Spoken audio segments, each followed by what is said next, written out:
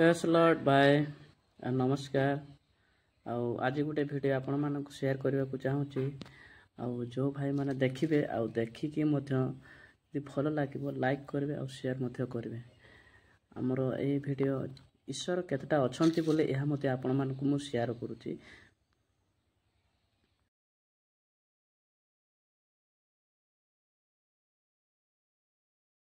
एकमात्र सत्य ईश्वर जे तुम्भे ईश्वर केते जण आज्ञा एकमात्र अटंती। आम देश दर्शन शास्त्र लिखा जाए एकम ब्रह्मम द्वितीय नास्ति, एकम ब्रह्मम द्वितीय नास्ति। अर्थात ईश्वर एकमात्र अटंती, द्वितीय कहीं नहंती।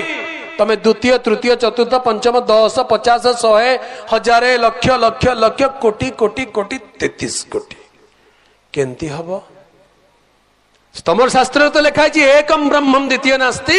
ताले एते कोटि कोटि कोटि कोटि कुआडे आसी गले? प्रिय प्रभु को लोक ने पवित्र शास्त्र बाइबल लिखा जाए ईश्वर एकमात्र अटंती और ईश्वर सत्य अटंती। पंच सत्यर प्रथम सत्य होचंती ईश्वर सत्य अटंती। मनुष्य मिथ्यावादी हेले हेउ पछे ईश्वर सत्य अटंती।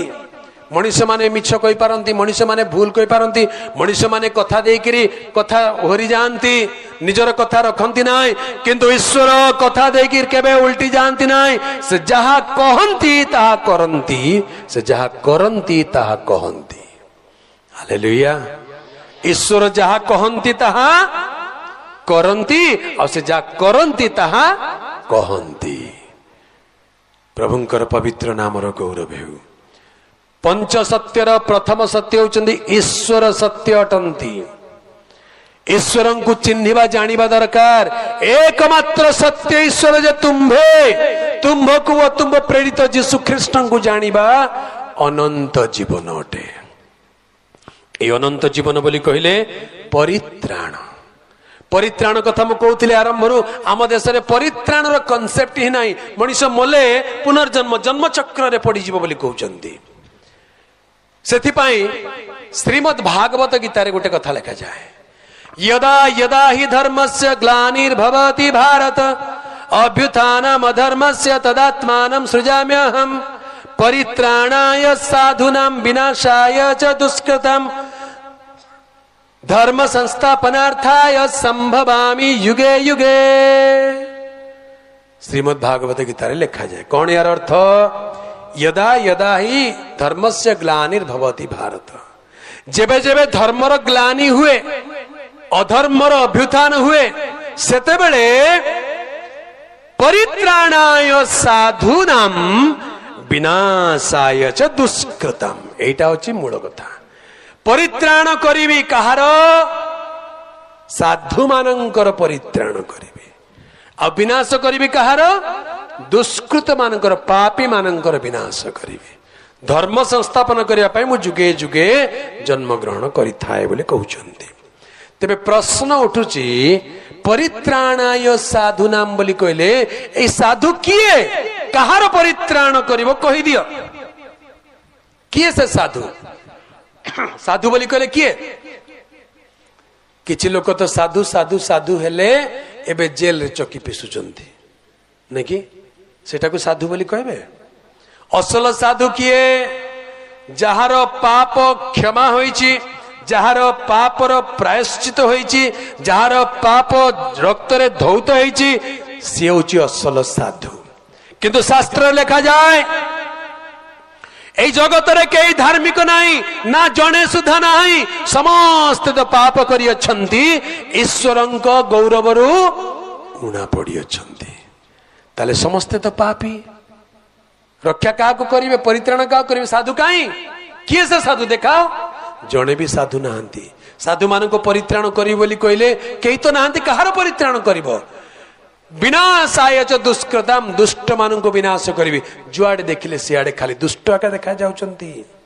सेथि पई आज्ञा सान बड़ छोट बड़ जेते मंदिर को जाओ जेते देवी देवता हाथ रे गोटे गोटे ठेंगा थाउची नले बाड़ी थाउची नले काती थाउची नले कुराड़ी थाउची नले कोन हेले गोटे आयुध थाउची। कोन थाउची?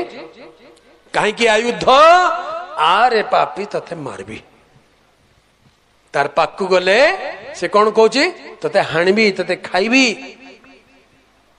जड़े मात्र अछंती जहांक ना बाहन अच्छी ना आयुध अच्छी तांकर नाम जीसु ख्रीस्ट हालेलुया से विनाश करिबा पई नुहे से परित्राण करिबा पई आस्थिले सेथि पई पवित्र शास्त्र लिखा जाए परित्राणाय पापिनाम परित्राणाय साधुनाम किंतु जीसु कहले ना परित्राणाय पापिनाम भल थिला लोक को इंजेक्शन देबे ना रोगी लोक को इंजेक्शन देबे आगे तमे खाली भल थिला लोक को इंजेक्शन दे बोली कहउछ भल थिला लोक का कोन इंजेक्शन से तो भल अछि दिने मोर जने सांग मते ता संगरे बड़े बड़ डॉक्टर पाकु नहीं गला कहला मो से डॉक्टर पाकु जाउची से मोर ट्रीटमेंट करूछनी बहुत भल डॉक्टर चलो तमर भी देखै देबा गलु तांकर जहा किसी ट्रीटमेंट कथा लेखा लेखी कर देले औषध पत्र आ कहली ये मोर सांग याकू टिक चेक करन मते पछले कोन इस तमर ना आगा बीपी बढ़ला परी लागुची बेले बेले से तो भले दे जा जा तमर बीपी किछ ने जा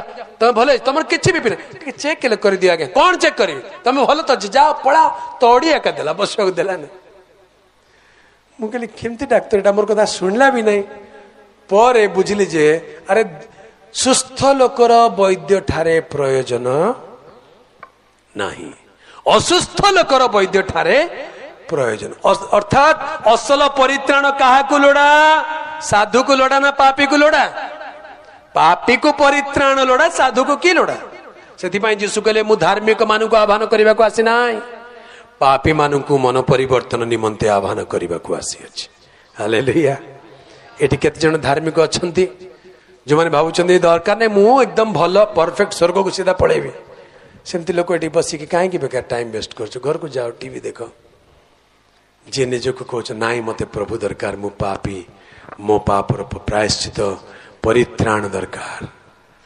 पापी को परित्राण करबा पई प्रभु यीशु आसिले हालेलुया से विनाश करबा को नुहे से परित्राण करबा पई जगत को आसिले ताहां को चिन्हिबा दरकार एकमात्र ईश्वर एकमात्र आ ईश्वर सत्य अटंती पिता सत्य अटंती हालेलुया पंच सत्यर प्रथम सत्य होची पिता ईश्वर सत्य अटंती द्वितीय सत्य कौन जोहन 14 पर्व 6 पद कौन लिखा जाए जोहन 14 पर्व 6 पद जीसु तांकु कहिले हाँ मु पथ सत्य और जीवन मो देई न गले केही पितांको निकट को जाए नहीं आमेन हालेलुया द्वितीय सत्य कौन जीसु ताहांकु कहले मु पथ मु सत्य मु ही जीवन मो देई न गले केही पितांको निकट को जाए नहीं हालेलुया